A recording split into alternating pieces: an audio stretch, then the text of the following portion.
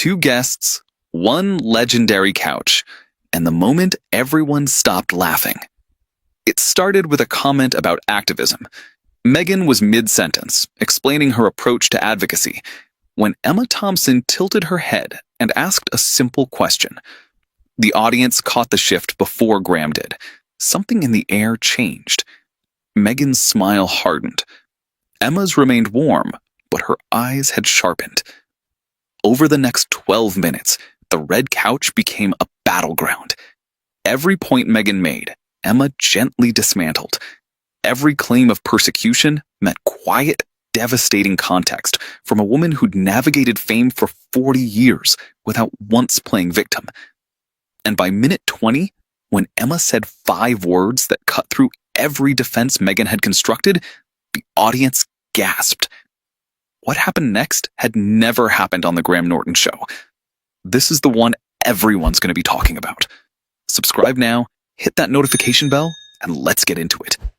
The Graham Norton show studio at BBC Television Centre was buzzing with anticipation. Tonight's couch featured a particularly stellar lineup. Dame Emma Thompson promoting her latest film, Hugh Grant discussing his new project, David Tennant fresh from his acclaimed series, and, generating the most pre-show chatter, Meghan Markle, Duchess of Sussex. The show began smoothly. Graham worked his way through the guests, Hugh's self-deprecating stories about his latest role, David's animated tales from his recent series, Emma's thoughtful discussion of her film. So Emma, you and Hugh go way back. Sense and Sensibility, Love Actually. How many times have you worked together? Too many. I know all his tricks now. The floppy hair, the stammering, the pretending to be befuddled. It's all an act. It's absolutely an act, Hugh confirmed. I'm actually quite decisive. I just discovered early that women find confusion attractive. They find it manageable, Emma corrected. Different thing entirely. The audience roared. The couch had its familiar, warm energy. Graham turned to Meghan. And Meghan, you've been busy. The digital safety work, Switzerland recently. Tell us about that. It was deeply meaningful, honoring young people lost to online harm. The crisis is real and under-addressed. Emma leaned forward with genuine interest. What specific policies are you advocating? I've done some work in this area myself. The tech regulation debates can be quite complex. Meghan seemed caught off guard by the direct question. We're working with partners to develop comprehensive approaches. Which partners specifically? I ask because I found the landscape quite fractured. Different organizations with different agendas. The details are being refined. Emma's expression remained warm, but something sharpened behind her eyes. Refined for how long? You've been talking about digital safety for several years now. At some point, advocacy needs to convert to specifics. Hugh shifted uncomfortably, recognizing the shift in tone. He attempted intervention with characteristic deflection. I've found the safest digital policy is simply not understanding technology. Can't be harmed by what you can't operate. David played along.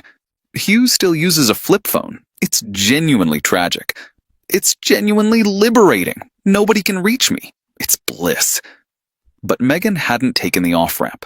Her posture had stiffened. I have substance, she said, still addressing Emma. I'm sure you do, darling. I'm just asking what it is. You mentioned working with partners. Which ones? You mentioned developing approaches. What are they? My foundation's work is documented. Is it? I've looked, actually. I was curious after the Switzerland Memorial. Lovely event, but I couldn't find specific policy outcomes. Lots of awareness, lots of statements, but actual legislation influenced? Actual systems changed? David and Hugh exchanged glances. The audience had gone quiet. Our work operates on multiple levels. All work operates on multiple levels, but work that matters eventually produces results you can point to. What are yours? Graham attempted to steer away from the tension. Perhaps we could talk about... I'd actually like to address this, Meghan said, her voice carrying an edge. I've raised significant awareness about issues that matter. Awareness is the easiest possible metric, Emma replied gently. It's what you claim when you can't claim anything else. I've been around long enough to recognize awareness as a consolation prize for lack of achievement. Hugh winced visibly. Emma, perhaps we could... What? I'm asking genuine questions. She came here to promote her work. I'm interested in what the work actually accomplishes. David cleared his throat. I think what I'm getting at is quite clear, Emma said. I've been doing activism adjacent to my career for decades. The activists I respect most can point to specific laws changed, specific policies implemented. They don't talk about awareness. They talk about outcomes. Meghan's face had gone red. Perhaps our approaches differ. Perhaps, but different approaches still get judged by results. What results can you point to? Hugh leaned forward, attempting his trademark charm as a peace offering. You know, I found that all charitable work is difficult to measure. I've supported various causes and couldn't tell you specific outcomes either. Emma turned to him with affectionate exasperation. Yes, but you don't center your entire public identity around those causes, darling. You show up, write a check, occasionally look handsome at a gala. That's appropriate celebrity involvement. It's not the same as building a foundation and claiming to change systems. Fair point, Hugh conceded, retreating. David tried a different angle. The awareness piece does matter, though. Sometimes just getting people talking about an issue. Opens doors, yes, Emma agreed. But you have to walk through the doors eventually. Meghan's been opening doors for 5 years. I'm asking what's on the other side. Meghan grabbed her water glass, took a long sip, set it down carefully. I don't believe I should have to justify my humanitarian work on an entertainment program. You're here to promote that work, darling. Promotion includes explanation. If you can't explain it on Graham Norton, where it's friendly, how do you explain it anywhere? Let me ask you something, Meghan said, her voice low. Have you ever experienced racism? The studio went silent.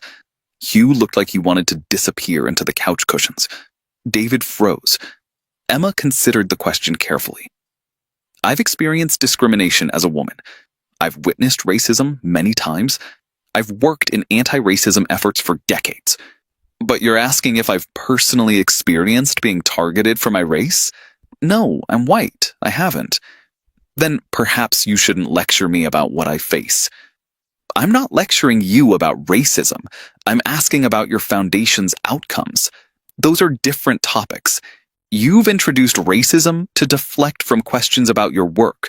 That's a rhetorical tactic, not a conversation. Hugh rubbed his face with his hands, a gesture his fans would recognize as genuine discomfort. Perhaps we could all just... It's context, Meghan insisted, ignoring him. It's evasion, Emma replied calmly. I asked what your foundation has accomplished. You responded with awareness. I asked for specifics. You couldn't provide them. Now you're suggesting I can't question you because I'm white. That's using identity as a shield against accountability. It doesn't work with me. Meghan stood up. I don't have to subject myself to this. Graham rose from his chair. Meghan, please, let's all take a breath. I came here to discuss my work. Instead, I've been interrogated by someone who's decided I'm not worthy of the platform I've earned. Emma remained seated, completely calm. You haven't earned any platform, darling. You married into one. That's not criticism. It's fact. Every tabloid in the world covered your wedding. That coverage gave you a platform. What you've done with it since is the question. Hugh covered his eyes. Oh, God. David sat frozen, clearly wishing he were anywhere else. I've tried to help people, Meghan began. Trying isn't doing. At my age, I've learned the difference. Plenty of people try. Results are what matter. You don't know what I've accomplished privately. Private accomplishments are lovely, but they don't justify public platforms. You use your platform constantly. for documentaries, for interviews, for statements. If you can't discuss your work publicly, why do you work publicly? Meghan gathered her purse. This is exactly what I told my team would happen. What did you tell them?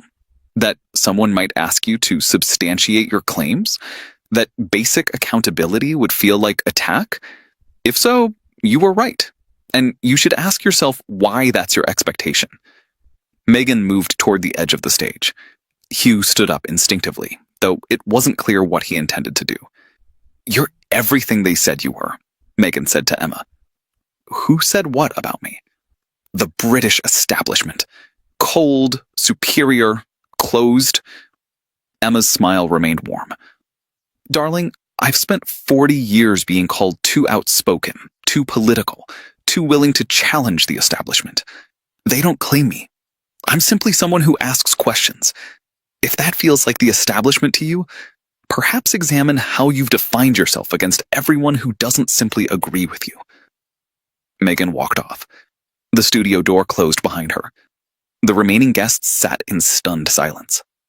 Hugh was the first to speak. Well, that's certainly never happened when I've been on.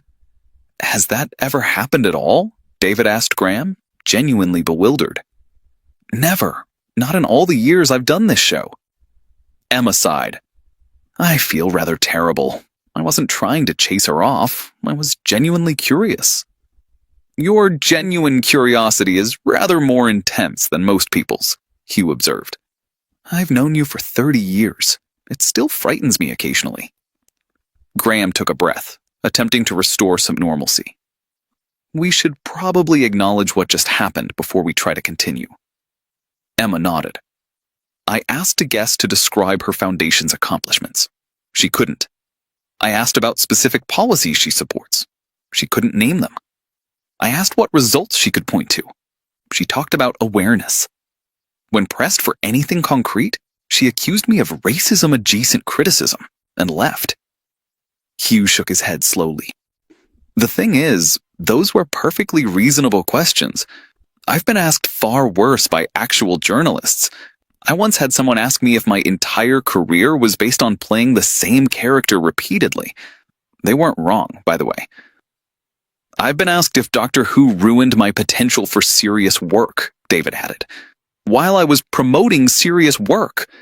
Questions can be uncomfortable and still be fair. That's exactly the point, Emma said. Uncomfortable isn't unfair. I've faced questions about every project I've ever done. Some were hostile. Most weren't. Knowing the difference matters. Graham turned to camera. We're going to take a brief break. When we come back, we'll continue with our remaining guests and try to recover some sense of whatever this was before it went sideways. During the commercial break, the couch processed what had occurred. Should I not have pushed?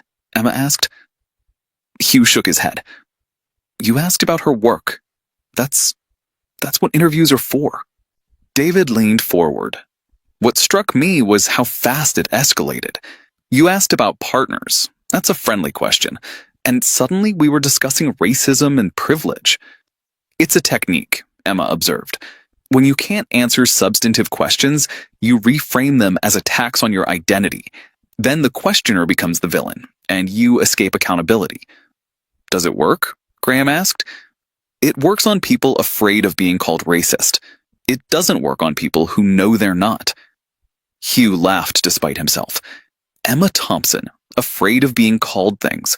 The woman who told Harvey Weinstein to his face that we don't need to revisit that. We absolutely need to revisit that. When they returned from break, Graham addressed the audience directly. We've just experienced something unprecedented in the history of this show. A guest walked off mid-taping. I want to be clear that Dame Emma Thompson conducted herself entirely appropriately. She asked questions about work that was being promoted. The questions were fair. The departure was unexpected. Emma nodded. I've been on this couch many times. I faced difficult questions. I've laughed at myself. I've admitted failures. That's what the couch is for. Being human. What I witnessed was someone unable or unwilling to be human. Just performance all the way down. Hugh leaned back thoughtfully. You know what strikes me? We've all done press for projects that didn't work. Films that flopped, shows that got canceled. We answer questions about them anyway, because that's the job. David agreed. I did press for a project once where I knew halfway through the interview it was terrible. Still answered questions. Still tried to find something genuine to say. That's what professionalism means. Exactly, Emma said. The willingness to engage even when engagement is uncomfortable. That's what separates people who do real work from people who perform working. The footage aired that Friday night. BBC made no edits. The clips that spread captured the contrast in devastating clarity. Awareness is the easiest possible metric. It's what you claim when you can't claim anything else. You haven't earned any platform, darling. You married into one. Using identity as a shield against accountability doesn't work with me. If questions feel like attacks, the problem isn't the questions. Hugh's reaction shots became memes, his visible discomfort capturing what everyone at home was feeling. David's frozen bewilderment similarly spread, a perfect representation of the audience's shock. Meghan's team released a statement calling the appearance an orchestrated ambush by establishment figures protecting institutional interests. Emma responded through Twitter with characteristic brevity. I asked about policy outcomes and foundation accomplishments. Those are progressive questions. They're the questions any serious progressive would ask before supporting a cause. The inability to answer them isn't my ambush, it's her limitation. Hugh added his own statement, rare for him. I was there. I saw what happened. Emma asked fair questions. The escalation came entirely from one side. I've known Emma for 30 years. She's many things, but an establishment figure protecting institutional interests isn't one of them. Graham addressed it on the following week's show. Last week's program generated significant discussion. I've hosted the show for over 20 years. I've never had a guest walk off because another guest asked them to explain their work. Emma asked fair questions. Meghan couldn't answer them. That's the full story. Calling it an ambush is redefining ambush to mean accountability I didn't want. He paused, then smiled. Also, if Emma Thompson, Hugh Grant, and David Tennant constitute the establishment, then the establishment has become significantly more entertaining than I remembered. The audience laughed. Something like normalcy had been restored. But for those who'd watched the original episode, the image remained. One woman who'd built 40 years of genuine achievement, sitting calmly, while another woman, unable to answer basic questions about her own work, fled into the night. For Dame Emma Thompson, the confrontation became an unexpected chapter in a legendary career, proof that her commitment to authenticity extended even to uncomfortable moments on comfortable couches. For Hugh Grant and David Tennant, it became a story they'd tell for years, the night they witnessed something unprecedented on television's friendliest set. For Meghan Markle, it was devastating. She'd walked into the friendliest room in British television and been undone not by a hostile interviewer, but by a fellow guest who simply asked her to describe her accomplishments. But for the millions who watched, the contrast told its own story. 4 guests on the same couch, 3 who could laugh at themselves, discuss their failures, and engage with any question thrown at them, and 1 who fled when asked to specify what she'd actually done. Emma had offered conversation. Meghan had experienced interrogation. And in that gap, between what was offered and what was perceived, everything anyone needed to know about the difference between actual accomplishment and performed accomplishment became clear. Some people build things. Others build narratives about building things. Only one survives genuine questioning. The dame asked 5 words. What have you actually accomplished? The answer was silence. Then flight. What does that tell you? If you want more content that cuts through the performance, subscribe. Join a community that sees what's real. Share this with someone. They need to see what happened. More truth, more real conversations, more of what everyone else is afraid to show. Stay with us.